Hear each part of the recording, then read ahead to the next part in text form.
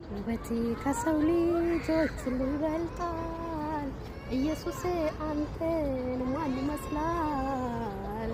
ብነገር ብተረክ ብወራ ብዋል እንደ ኢየሱስ ያለ የት ይገኛል? እንደ አባቴ ያለ የት ይገኛል?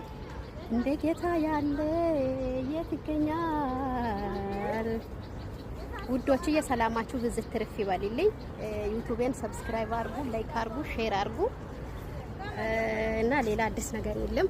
እግዚአብሔር የተመሰገነ የተባረከ ይሁን። ስሙ ከፍ ይበል፣ ስሙ ደምቆ ይታይ፣ ስሙ ከብሮ ይታይ፣ ለዘላለም ይባረክ እና እንደዛ ነው እላችኋለሁ።